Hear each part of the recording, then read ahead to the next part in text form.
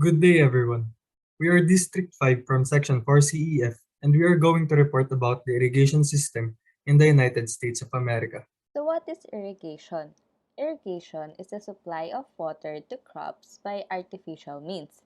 It is designed to permit the desired plant growth in waterless areas and offset drought in semi arid or subhumid areas. Irrigation also provides a means for stable food production. In some areas, irrigation prolongs the effective growing season. Irrigation fills a key role in feeding an expanding world population and seems destined to play an even more significant role in the future. Irrigation has turned many of the Earth's driest and most fertile lands into important crop producing regions. Revolutionary developments have taken place in the design and management of irrigation. Understanding the interactive relationships among soil, plant, and climate regarding the ideal disposition and utilization of water continues to evolve. Irrigation is still mainly based on traditional methods which fail to measure and optimize the supply of water to satisfy plant water demands. Unmeasured irrigation tends to waste water, nutrients, and energy and may cause soil degradation by waterlogging, erosion, and salination. History of irrigation in the United States. As there are many states that comprise the country, we will only discuss prehistorical evidences and the three most notable states regarding their irrigation development. Prehistorical evidences can be found in the Salt and Gila River, Clear Creek, and the Hasayampa River in Arizona. In Utah, regarding the backstory of the Great Salt Lake. In California, the interesting history of the Pacific Slope, and in Colorado's gold hunt on the Valley of Plate River.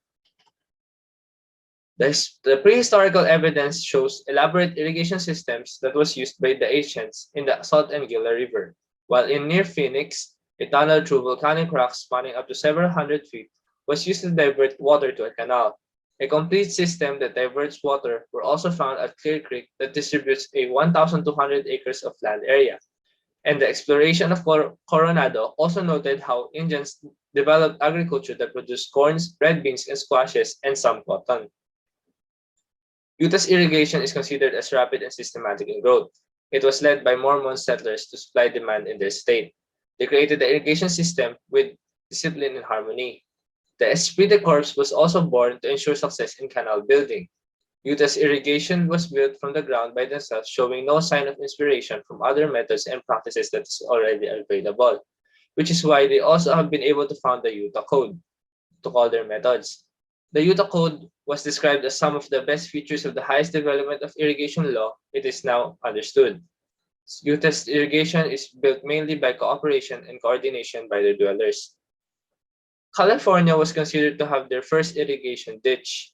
The irrigation economy was mainly incidental due to primitive mining making soil suitable for agriculture due to sluice overflow and leakage. The irrigation system was only enhanced when the anti-debris law was implemented, making numerous slices and pipes as streams for irrigation. The Pacific Slope also offered numerous types of topographic, dividing the state to three parts that offers different type of environment for agriculture. Colorado's irrigation came to be by having the need for produce to gold miners in 1857. This made the irrigation economy of the state but was already facing issues regarding propriety and ownership. With the Fort Collins Green controversy, it was pushed that a comprehensive body of irrigation law should be formed for the state with the land conditions in Colorado. Their thriving in agriculture made them the basis of all land irrigation and agriculture. Issue and problem in irrigation. Number one, an economical irrigation system. Irrigation system must be helpful through the use of pipe and spray to distribute water of the soil. However, it becomes a problem since it's overflowing and it's sweep of nutrients from the soil, making it unable to produce crop from the economy. Example, Lakewood Ranch community in Manatee County, Florida. They found out that they are still use the same amount of water from the same month, but the irrigation required more maintenance, making it more wasteful. Number two, untreated wastewater. The irrigation is a source of wastewater that if treated well can be good supply to reuse of water. Reusing of water is good for doing chores and avoiding water shortage in the community. But if the water is not filtrated and treated, it can be bring a lot of bacteria that are very harmful to people and environment. The agricultural economy will also be affected since the plants are unhealthy from the way water of irrigation system. Example, in the USA, one of the biggest factor affecting the water pollution are effluent water from agricultural farm who often use the irrigation system.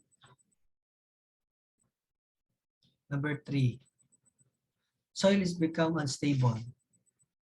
Irrigation system require consist use of water to the soil.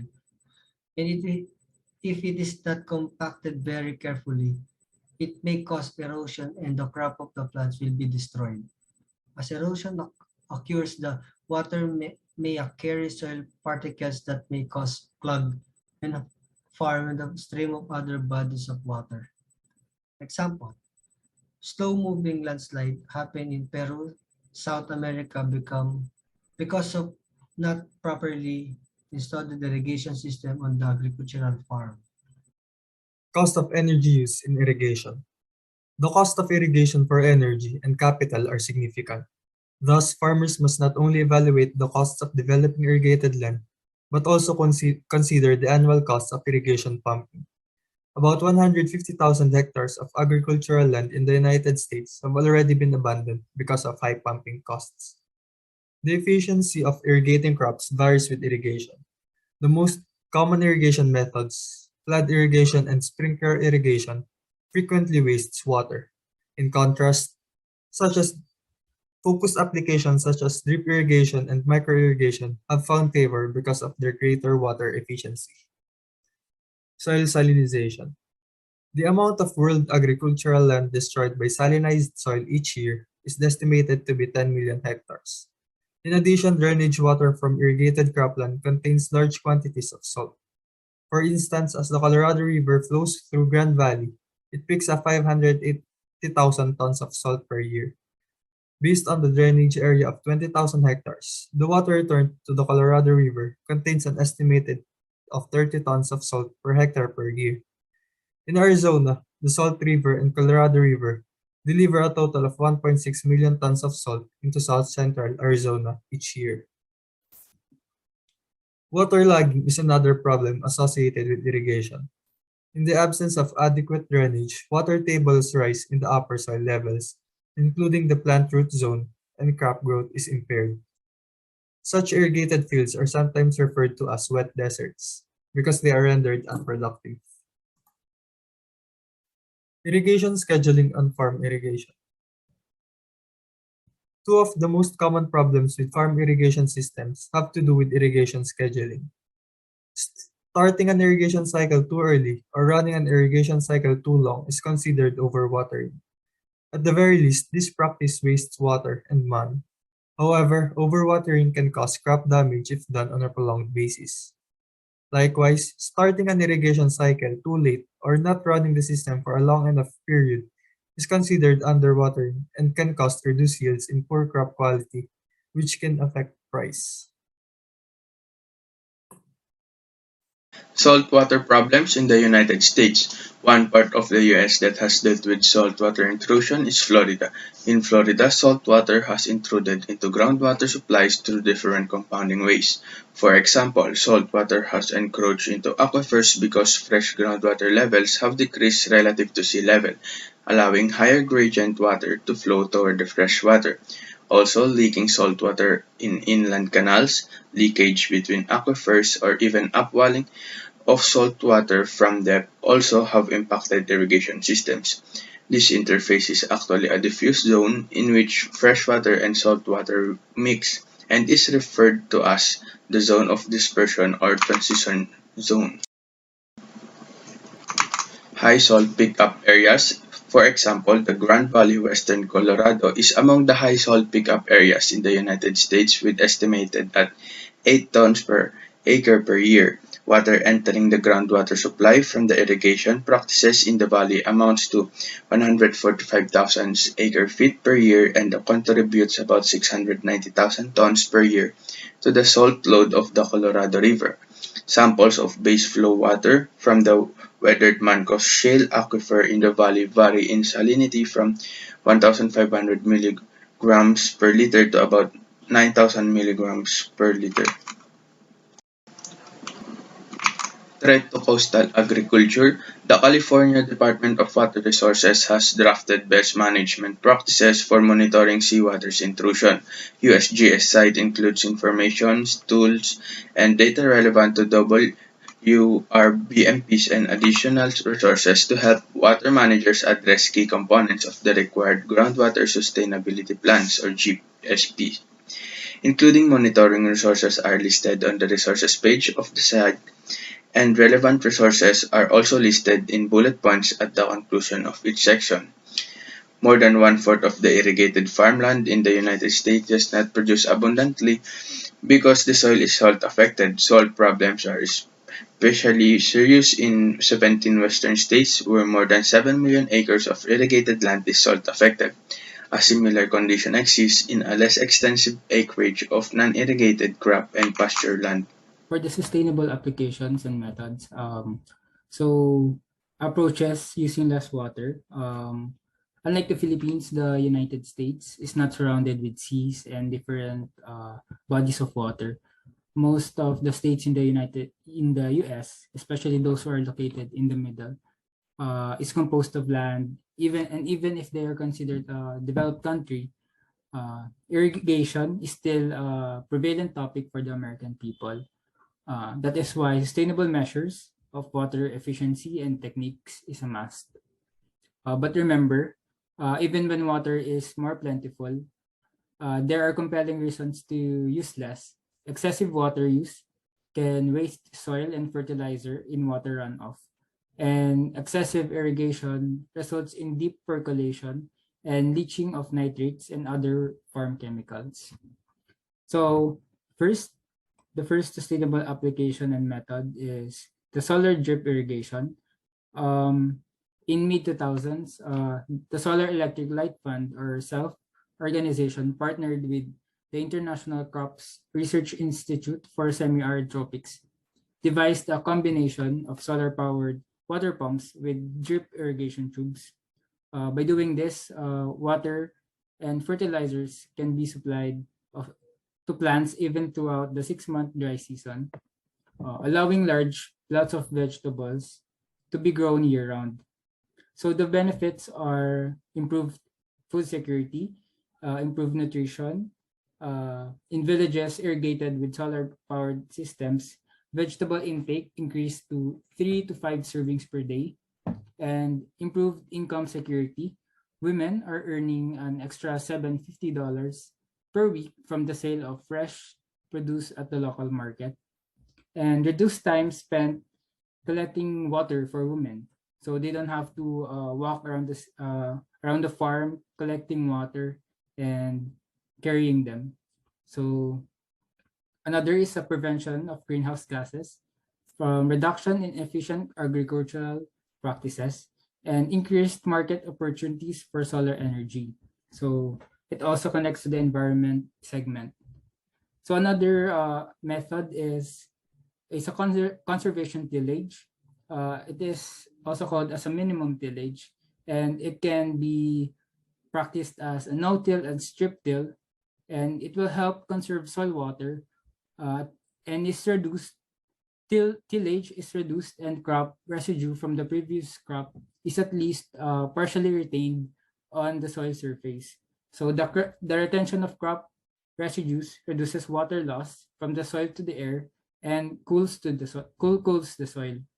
So each time that the soil is tilled, it is exposed to drying. Conversely, reductions in tillage help conserve soil water.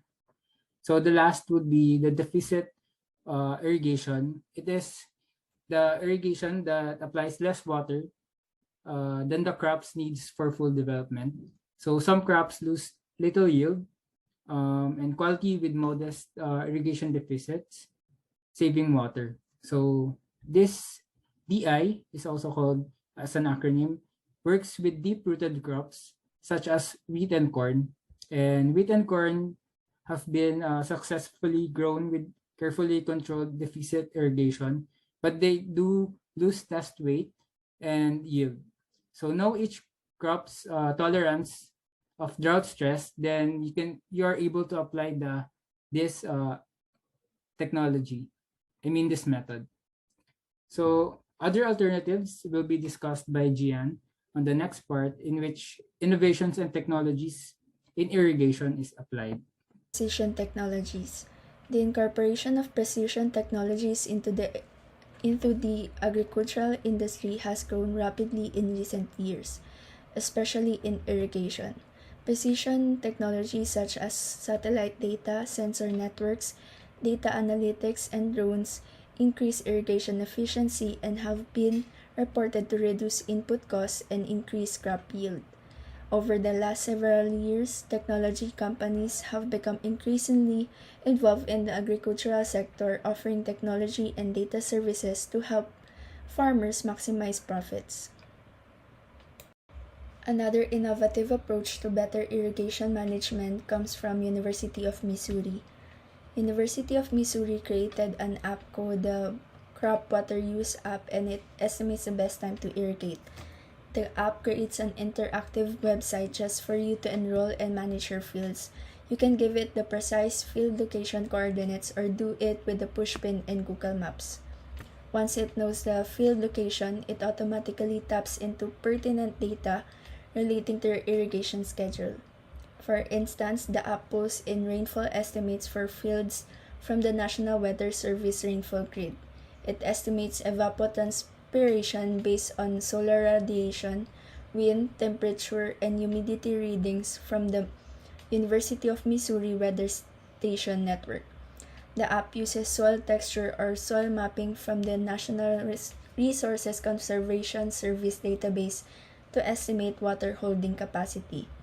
For now, the program works in Missouri and a few surrounding locations that can both tie into the National Weather Service data and access the Missouri Weather Network. The importance of irrigation engineering.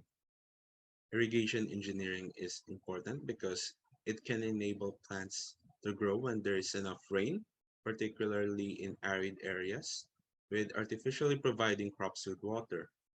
Also, irrigation engineering is significant because it can increase the crop yield, wherein the production of almost all types of crops can be increased by providing the right amount of water at the right time.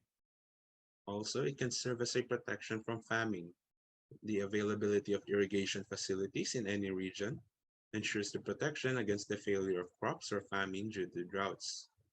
Next is economic development, wherein with assured irrigation, the farmers get a higher return by the way of crop production throughout the year. The government is turning benefits from the tax collected from the farmers in the base of the irrigation facilities extended. The image below shows a dry agricultural irrigation canal along Highway 41 on October 29 last year in California's Central Valley, which produces much of the US food supply. This incident is caused by climate change and can be mitigated with improvements in irrigation engineering. Another reason why irrigation engineering is important. First is hydropower generation, wherein in northwestern US, diverting water is usually done via open canals and through gravity, which delivers the water to the farms. Thus, the farmers' irrigation district introduces new hydropower turbine, and in 2015, Farmers Plant 2 hydropower facility repowered its 3 megawatt 2 turbine system that was installed in 1986 with a 2.6 megawatt turbine to better manage the high salt load of the glacially fed water source, wherein the output of the power went up. And lastly is the domestic and industrial water supply, which has similar applications to the hydropower generation, wherein some of the Irrigation canals may be utilized for domestic and industrial water supply for nearby areas.